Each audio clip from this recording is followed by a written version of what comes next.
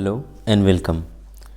इस लेक्चर में हम लोग Young's double slit experiment, interference, इन दोनों टॉपिक्स के कुछ क्वेश्चन कवर करेंगे जो कि प्रीवियसली एयरपोर्ट ऑपरेशंस में या फिर एयर ट्रैफिक कंट्रोल के एग्ज़ाम में पूछे गए हैं। तो सबसे पहला क्वेश्चन लेते हैं हम लोग। ये क्वेश्चन एयरपोर्ट ऑपरेशंस में पूछा गया है।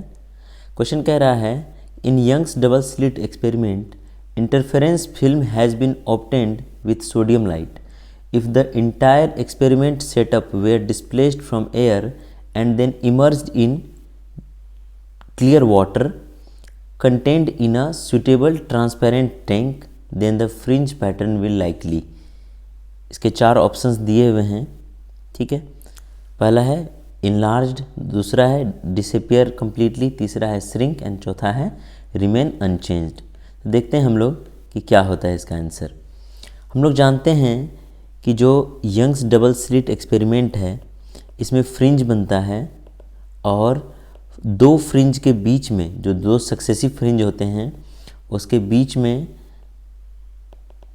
सक्सेसिव फ्रिंज के बीच में जो डिस्टेंस होता है उसको बोलते हैं हम लोग फ्रिंज विड्थ। फ्रिंज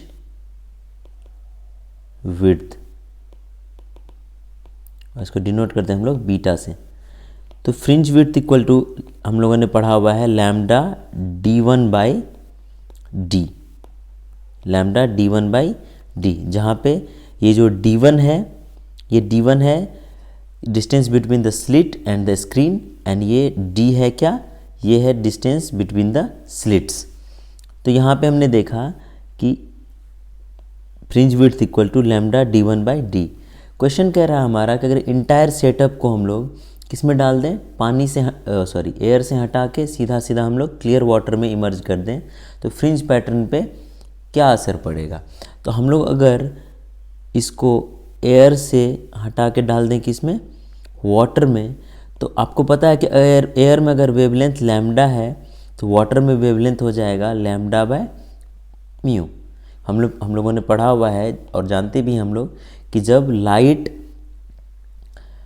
एयर से वाटर में इंटर करती है तो लाइट का वेवलेंथ चेंज हो जाता है और वो हो जाता है लैम्डा बाय म्यू। अगर नहीं पढ़ा है तो इस चीज़ को मेमोराइज कर लीजिए कि जब भी लाइट वैक्यूम या फिर एयर से इंटर करेगी किसी मीडियम में तो उसका वेवलेंथ में चेंज आ जाएगा 1 बाय म्यू टाइम्स से, और इसी कारण से लाइट की वेलोसिटी भी चेंज हो जाती है।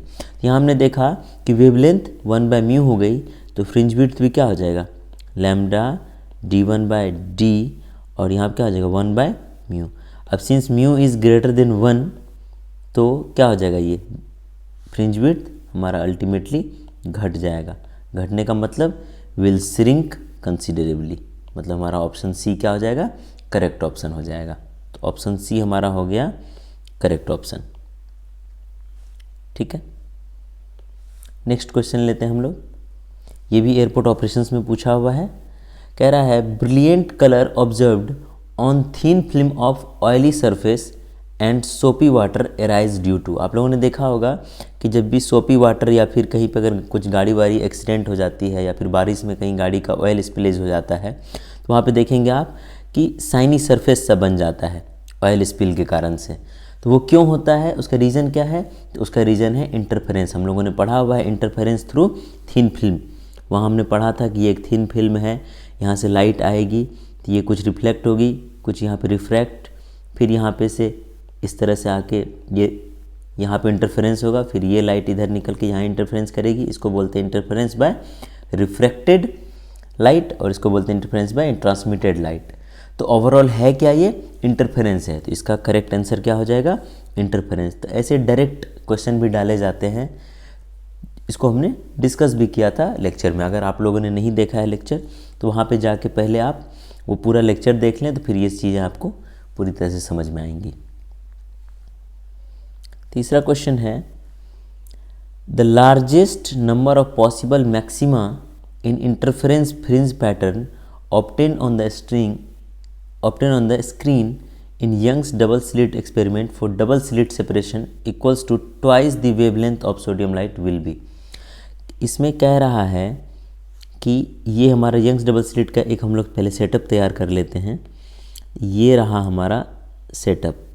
सपोज ये क्या हमारा स्लिट है, ठीक है, this is S1 and this is S2। इसको हम लोग कैसे बोलते थे, ए बोलते थे, A and this is B. ये हमारा यहाँ पे सेंट्रल मैक्सिमा होता था। कह रहा है कि जो इसका स्लिट सेपरेशन है ये ट्वाइस दी वेवलेंथ है, मतलब ये यहाँ से लेके यहाँ तक जो हम लोग डी मानते थे, डी इक्वल्स टू कितना है, 2 लैम्डा है, ठीक है। तो कह रहा है कि मैक्सिमम कितना इंटरफ्रेंस फ्रिंज बनेगा।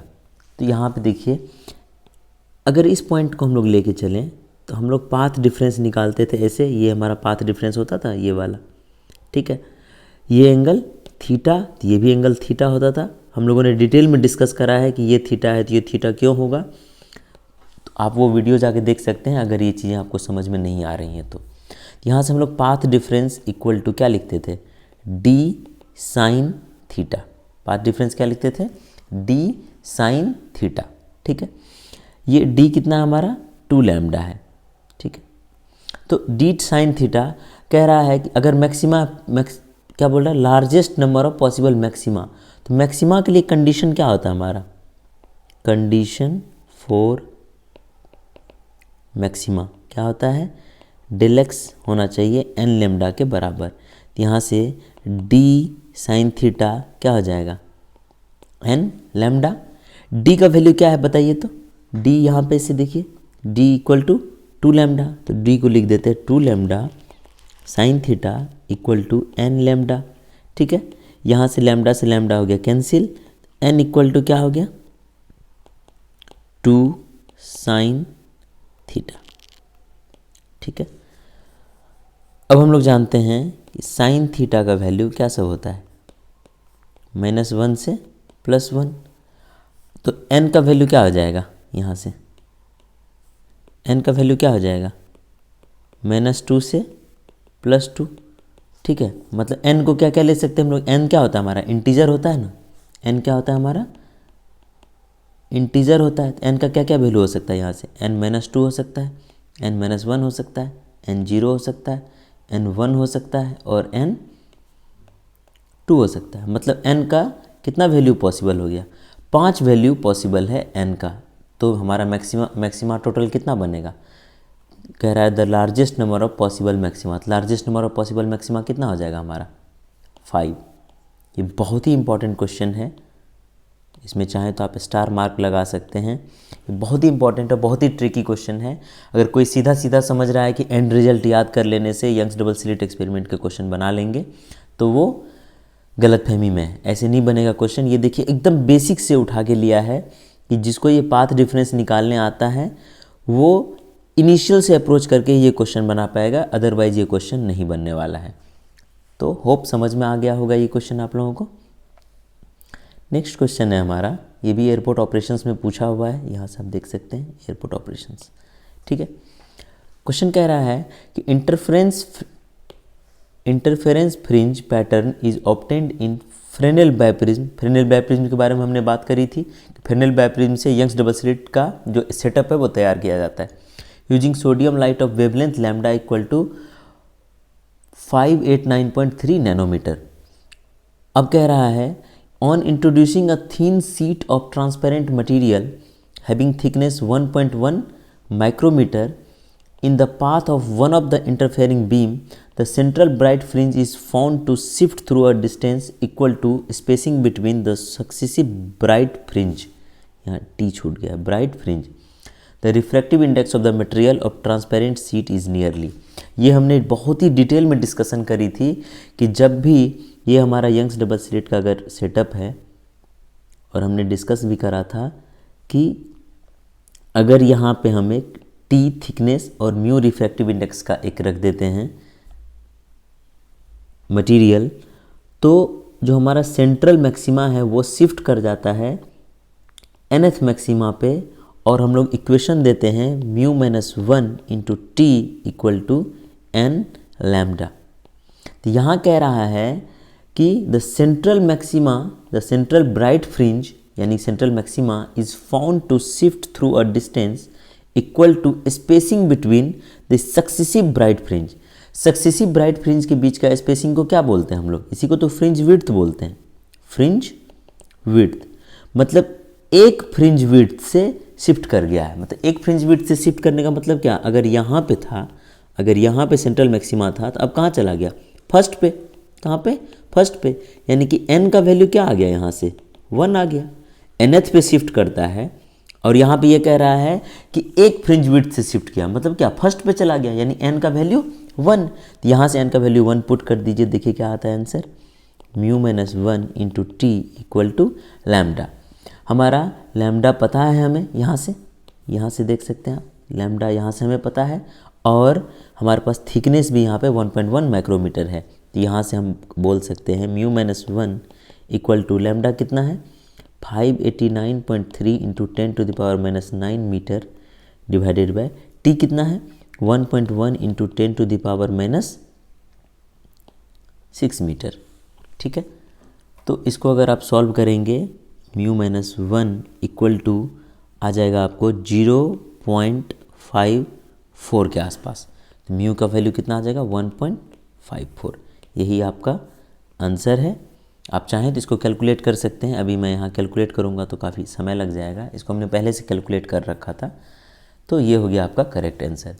यही क्वेश्चन एटीसी में भी पूछा गया था 2018 में, सेम क्वेश्चन। आगे हम लोग देखेंगे एटीसी में भी 2018 में सेम क्वेश्चन पूछा गया था। उसको मैं सॉल्व नहीं करूँगा, आप खुद से उसको सॉल्व करिएगा।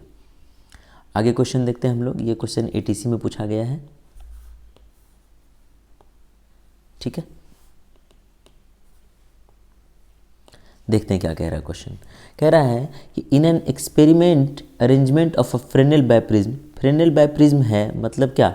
फ्रेनेल बायप्रिज्म दिया हुआ है, इसका मतलब जरूर यंग्स डबल स्लिट एक्सपेरिमेंट की बात हो रही होगी। Monochromatic light of wavelength lambda is used to produce interference fringe pattern on introducing, यहाँ फुल स्टॉप है, on introducing a thin transparent glass sheet of refractive index 1.50 and thickness of 7 microns in the path of one of the interfering beam. The central bright fringe of the pattern is shifted to position of sixth bright fringe. Then the wavelength of monochromatic light is nearly. ये अभी just हम लोगों ने discuss किया है और इसको हम लोगों ने थ्योरी की क्लास में बहुत अच्छे से कवर करा था कि ये किस तरह से होता है। यहाँ पे एक टी थिकनेस का म्यू रिफ्रैक्टिव इंडेक्स का मटेरियल रख दिया गया। तो सेंट्रल फ्रिंज हमें पता है कि सेंट्रल फ्रिंज क्या होता है, इस तरह से शिफ्ट कर जाता है कहाँ पे? nth मैक्सिमा पे। जो सेंट्रल मैक्सिमा यहाँ हुआ करता था ये शिफ्ट कर जाता है कहाँ पे? nth मैक्सिमा पे। और इसके एक्सप्रेशन दिया जाता है mu minus 1 T equal to N lambda. यहाँ से अगर देखें तो n का वैल्यू कितना दिया गया है? यहाँ से देखिए n का वैल्यू क्या दिया गया है? 6। n का वैल्यू कितना दे दिया यहाँ पे? 6। और t का वैल्यू कितना दिया गया है? t का वैल्यू 7 माइक्रोन दिया गया है। और रिफ्रैक्टिव इंडेक्स म्यू का वैल्यू कितना दिया गया है? 1.50। तो म्यू इक्वल टू है 1.5, टी इक्वल टू है 7 इंटू 10⁻⁻6 मीटर और n इक्वल टू है 6। तो यहाँ से हम लोग बैठा देते हैं। तो 1.5 minus 1 into 7 into 10⁻⁻6 equal to 6 into lambda. यहाँ से लैम्डा के लिए आप सॉल्व करिएगा तो आपको आंसर आ जाएगा 581 इंटू 10⁻⁹ और इसको लिख सकते हैं 581 नैनोमीटर। ये हो गया हमारा आंसर। ठीक है, नेक्स्ट क्वेश्चन है हमारा। ये क्वेश्चन एटीसी में पूछा गया है। क्वेश्चन कह रहा है for which of the following colour of monochromatic light the fringe width in the interference fringe pattern observed in a Fresnel biprism experiment will be maximum. Fresnel biprism experiment कहने का मतलब क्या है? YDSE। तो कह रहा है कि किस कलर का मोनोक्रोमेटिक लाइट के लिए जो फ्रिंज पैटर्न होगा इसमें फ्रिंज विड्थ क्या होगा? मैक्सिमम होगा। तो फ्रिंज विड्थ का हम लोग फॉर्मूला जानते हैं, क्या होता है? लैम्डा डी बाई डी, जहाँ पे डी क्या है? डी ये है स्मॉल डी एंड ये डी है। तो ये भी हमारा फिक्स है और ये भी हमारा फिक्स है। तो यानी कि fringe width is directly proportional to what? Lambda. अगर हमारा लैम्डा ज़्यादा होगा तो फ्रिंज विड्थ भी ज़्यादा होगा, लैम्डा कम फ्रिंज विड्थ भी कम। लैम्डा क्या हमारा वेवलेंथ है, तो कह रहा है कि विच of the following colour of monochromatic light fringe width in the interference fringe pattern observe in a Fresnel biprism experiment will be maximum. तो हम लोग जानते हैं क्या विबग्योर, इधर जाने पे क्या होता है लैम्डा बढ़ता है। तो देख लीजिए किसका लैम्डा सबसे ज़्यादा होगा, रेड का लैम्डा सबसे ज़्यादा हो रहा है, रेड का लैम्डा सबसे ज़्यादा हो रहा है तो रेड का फ्रिंज विड्थ सबसे ज़्यादा हो जाएगा। तो ट्रू ऑप्शन कौन सा हो गया, दिस वन। ठीक है, नेक्स्ट क्वेश्चन है on gradually decreasing the distance between slits in Fresnel biprism experiment arrangement the fringe width in the interference pattern obtained using monochromatic light source. हम लोग डी को कॉन्स्टेंटली घटा रहे हैं, ये जो है हमारा क्या कह रहा है, on gradually decreasing the distance between slits in Fresnel biprism experiment. Fresnel biprism experiment कहने का मतलब क्या, YDSE Young's double slit experiment को ऑब्टेन करने के लिए ही इस तरह का सेटअप किया जाता है। ठीक है, तो ये जो डी है इसको क्या किया जा रहा है, घटाया जा रहा है बार बार। बाकी ये डी क्या है, कांस्टेंट है, और जो लाइट यूज़ कर रहे हैं वो भी हमारा कांस्टेंट है। तो कह रहा है कि फ्रिंज इंटरफेरेंस जो होगा उसमें फ्रिंज विड्थ पे क्या फ़र्क पड़ेगा। तो फ्रिंज विड्थ बराबर क्या होता है, beta equal to lambda D by D. हम लोग देख रहे हैं यहाँ पे कि लैम्डा और डी क्या है, कांस्टेंट है यहाँ पे, तो beta is inversely proportional to D, यानी fringe width is inversely proportional to distance between the slit. अब स्लिट का डिस्टेंस को हम लोग घटा रहे हैं तो फ्रिंज विड्थ क्या होगा, बढ़ेगा।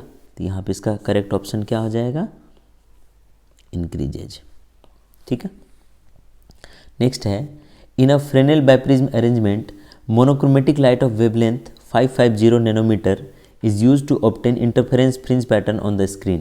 When a thin transparent sheet of refractive index 1.52 is introduced in the path of one of the interfering beam, 10 interference fringe are found to be shifted. Then find the thickness of glass sheet. Find the thickness of the glass sheet is nearly. आज देख लेते हैं कैसे बनेगा ये question. ये भी वही है कि ये हमारा यंग्स डबल स्लिट का, ये ATC में पूछा गया है ये क्वेश्चन, देख लीजिए। ठीक है, ये यंग्स डबल स्लिट का हमारा सेटअप है।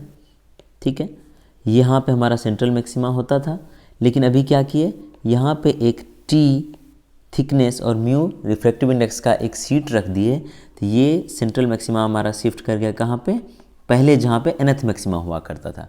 क्वेश्चन कह रहा है कि जो nth मैक्सिमा जहाँ पे शिफ्ट किया है ये है 10th। ठीक है, इसके अलावा म्यू की वैल्यू दे रखी है कितनी, 1.52, और लैम्डा की वैल्यू दे रखी है 550 नैनोमीटर, यानी कितना हो जाएगा 550 इंटू 10⁻⁻9 मीटर। पूछ रहा है कि find the thickness of the glass sheet, T पूछ रहा है। इसका इक्वेशन हम लोग जानते हैं, μ-1 T equal to N lambda. यहाँ से टी इक्वल टू क्या लिख सकते हैं, एन लैम्डा बाय μ-1। ठीक है, तो एन की वैल्यू कितनी है 10 और लैम्डा की वैल्यू कितनी है 550 इंटू 10⁻⁻9 मीटर डिवाइडेड बाई μ-1। म्यू की वैल्यू कितनी है 1.52, अब -1 कितना हो जाएगा 0.52। इसको आप सॉल्व करेंगे तो आंसर आ जाएगा t equal to 10.57 into 10⁻⁻6 metre, जिसको कि हम लोग लिख सकते हैं 10.57, 10⁻⁻6 मीटर को हम लोग माइक्रोन लिख सकते हैं। t इक्वल टू कितना आ जाएगा माइक्रोमीटर, 10 पॉइंट, इसको राउंड ऑफ कर देंगे 6 माइक्रोमीटर। तो ये हो गया आपका आंसर। अगला क्वेश्चन है, ये भी क्वेश्चन जो है ATC में पूछा गया है। अगला क्वेश्चन कह रहा है कि two source of monochromatic light are said to be coherent if light waves produce by them have same. अच्छा, बाय देम यहाँ दो बार लिखा गया है, इसको मैं इरेज कर देता हूँ। ठीक है, हैव सेम, क्या सेम होना चाहिए, शुरू के लेक्चर में ही हमने डिस्कस किया था कि जो कोहेरेंट सोर्स होते हैं ये मैंडेटरी हैं इंटरफेरेंस के लिए। ठीक है, और कोहेरेंट सोर्स होते क्या हैं, जिनकी फ्रीक्वेंसी सेम होती है और स्टेबल फेज डिफरेंस होता है इनके बीच में, स्टेबल फेज डिफरेंस। ठीक है, देखिए तो ये दोनों कहाँ मैच कर रहा है, wavelength have same wavelength and constant phase difference, wavelength only, amplitude and wavelength, amplitude only, frequency कहीं नहीं है। लेकिन हम लोग जानते हैं C equal to frequency into wavelength, तो वेवलेंथ इक्वल टू क्या होगा, C बाय फ्रीक्वेंसी। C तो हमारा फिक्स होता है और फ्रीक्वेंसी फिक्स है तो क्या लैम्डा क्या हो जाएगा, फिक्स हो जाएगा, मतलब सेम फ्रीक्वेंसी तो सेम वेवलेंथ। तो सेम वेवलेंथ यहाँ पे है, यहाँ भी है, यहाँ भी है, लेकिन इसके साथ साथ फेज डिफरेंस क्या होना चाहिए, स्टेबल यानी कि कांस्टेंट। तो वो ऑप्शन इसके अंदर दिया हुआ है, मतलब हमारा करेक्ट ऑप्शन क्या हो जाएगा, ये हो जाएगा हमारा करेक्ट ऑप्शन।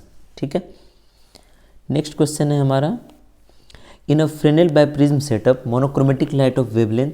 ये क्वेश्चन हमने ऑलरेडी पहले भी करा है, आपको उस वक्त ही कहा था कि ये क्वेश्चन जो है ये ATC में भी पूछा गया है। ठीक है, तो ये क्वेश्चन आप लोग खुद से करेंगे।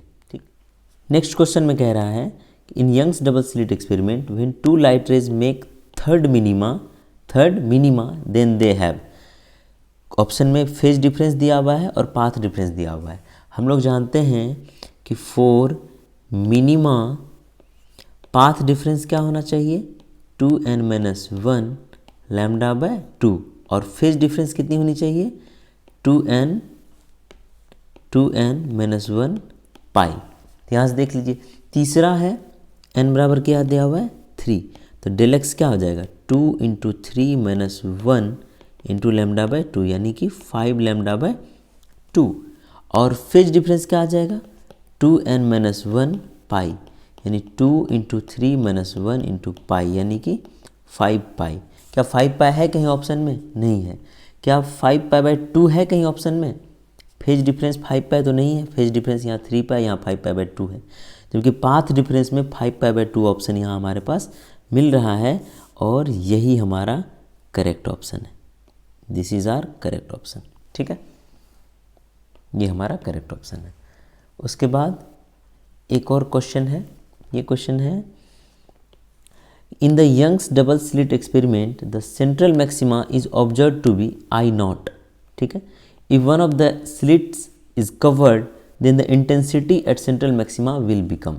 ठीक है, देखते हैं यहाँ पे सबसे पहले हम लोग सेटअप बना लेते थोड़ा सा। कह रहा है कि सेंट्रल मैक्सिमा पे इंटेंसिटी कितना आ रहा है, I0 आ रहा है। अगर एक स्लिट को कवर कर दिया जाए तो वहाँ पे कितनी इंटेंसिटी आएगी, तो चलिए देखते हैं। ये हमारा स्लिट 1 है, ये हमारा स्लिट 2 है, यहाँ पे हमारा क्या सेंट्रल मैक्सिमा बन रहा है। ठीक है, और यहाँ पे इंटेंसिटी कितनी आ रही है I0 के बराबर। ठीक है, हम लोग जानते हैं इंटेंसिटी यहाँ से कितनी निकली, मान लीजिए I1 इंटेंसिटी यहाँ से निकल रही है, I1 इंटेंसिटी यहाँ से, क्योंकि दोनों सेम सोर्स से इल्यूमिनेट हो रहा है इसीलिए दोनों की इंटेंसिटी सेम निकल रही है। तो हम लोग जानते हैं कि जब मैक्सिमा होता है तो I0 की वैल्यू कितनी हो जाती है 4I। कैसे, यहाँ से आप देख सकते हैं I0 बराबर क्या होता है I1 + I2 + 2I1 I2 cos phi।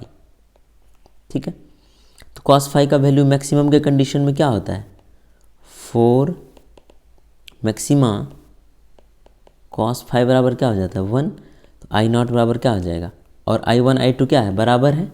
ठीक है, क्या I1 + I1 + 2I1 I1 का रूट, तो I0 बराबर क्या हो जाएगा I1 + I1 + 2I1 यानी I0 equal to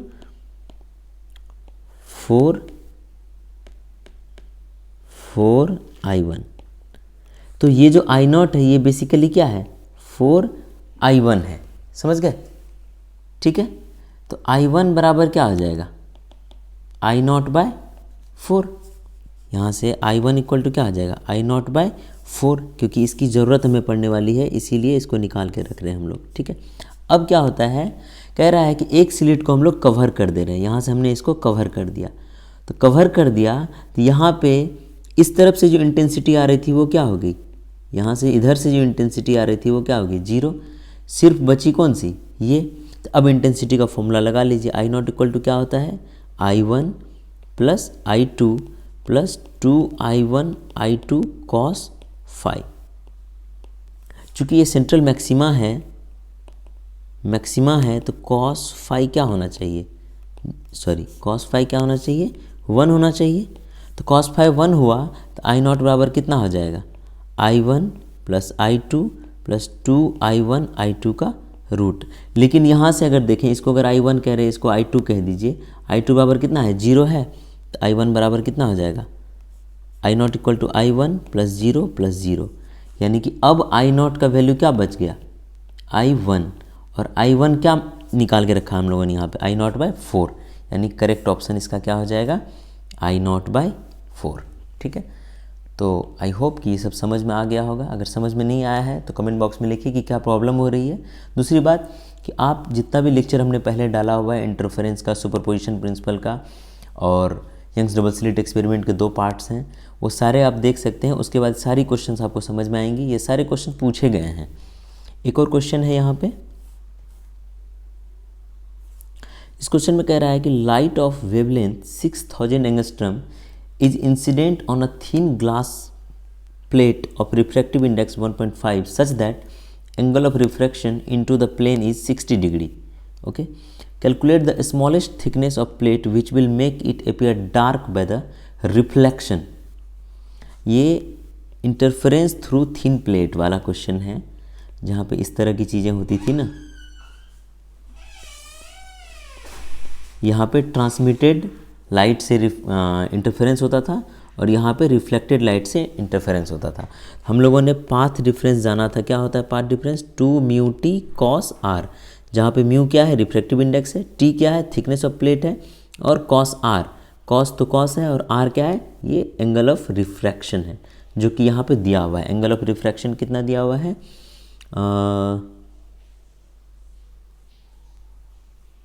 refractive index यहाँ पे 1.5 दे दिया है, लैम्डा दे दिया है, एंगल ऑफ रिफ्रैक्शन कितना दिया है, 60 डिग्री दिया हुआ है। ठीक है, तो वो हम लोग लगा लेंगे। बाकी कंडीशन हम लोग जानते हैं, यहाँ पे डार्क कह रहा है, तो डार्क का कंडीशन क्या होता है, कंडीशन फॉर डार्क क्या होता है, डेल एक्स इक्वल टू होना चाहिए एन लैम्डा। उलट जाता है इसमें कंडीशन, पता है ना। तो यहाँ से करिए equate 2 mu T cos R equal to n lambda. लेकिन यहाँ पे कह रहा है कि स्मॉलेस्ट थिकनेस, स्मॉलेस्ट थिकनेस कब आएगा, जब एन स्मॉलेस्ट हो, और स्मॉलेस्ट एन क्या होगा, स्मॉलेस्ट एन हो जाएगा 1। ठीक है, तो यहाँ से 2 mu T cos R equal to हो जाएगा लैम्डा। यहाँ से हम लोग टी निकाल सकते हैं, lambda equal to 2 mu cos R. Lambda का वैल्यू कितना है, 6000 एंगस्ट्रम, यानी 6000 इंटू 10⁻10। 2 इंटू म्यू का वैल्यू कितना दिया हुआ है, 1.5 into cos R, cos 60। Cos 60 equal to क्या होता है, हाफ होता है। ठीक है, तो कॉस 60 यहाँ से ले लेंगे 6000 into 10⁻10 divided by 2 into 1.5 into half. यहाँ हाफ से हाफ कट जाएगा, 10 ऊपर करेंगे तो ये हो जाएगा 15 और ये 400 बार में चला जाएगा। बाकी t इक्वल टू कितना हो गया, 400 इंटू 10⁻9। यहाँ पे क्या हो जाएगा, 4 इंटू 10⁻7 मीटर। तो ये हो गया जो इसके बीच में थिकनेस है, यहाँ पे ये जो t है, t का वैल्यू कितना हो जाएगा, 4 इंटू 10⁻7 मीटर। तो ये था आंसर। तो ये क्वेश्चन पूछी नहीं गई है, लेकिन ये क्वेश्चन जो है refraction from interference from thin film से है। ठीक है, ये टॉपिक हमने पढ़ाया हुआ है, तो मे बी ये क्वेश्चन पूछे आगे। इससे क्वेश्चन पूछी गई है, लेकिन बहुत ही इजी क्वेश्चन था, वो थ्योरी बेस्ड क्वेश्चन था। शुरू में ही हमने एक जगह डिस्कस किया हुआ है ये क्वेश्चन। ठीक है, तो इस तरह से क्वेश्चन पूछी जाती हैं। अगर आप सारे लेक्चर देखा होगा आपने, तो सारी क्वेश्चन आपसे बन जानी है। अगर नहीं देखा है तो एक बार देख लीजिए, तो फिर ये क्वेश्चन आपको बहुत ही ईजी लगने लग जाएंगी। ठीक है, एक क्वेश्चन हमने छोड़ दिया है क्योंकि वो क्वेश्चन रिपीट हुआ था, उस क्वेश्चन को आप खुद से बनाइएगा जो ये क्वेश्चन है। तो आज के लेक्चर में बस इतना ही है। अगले लेक्चर में हम लोग डिफ्रैक्शन टॉपिक के साथ मिलेंगे। डिफ्रैक्शन हम लोग उसमें स्टार्ट करेंगे, और वो भी टॉपिक जब ख़त्म होगा तो डिफ्रैक्शन का प्रॉब्लम हम लोग करेंगे, और आप देखेंगे कि कितनी आसानी से क्वेश्चन बन जाती है। अगर लेक्चर अच्छा लग रहा है तो चैनल को सब्सक्राइब कर दीजिए, और अपने दोस्तों के साथ शेयर कर दीजिए। ठीक है, थैंक यू, स्टे कनेक्टेड।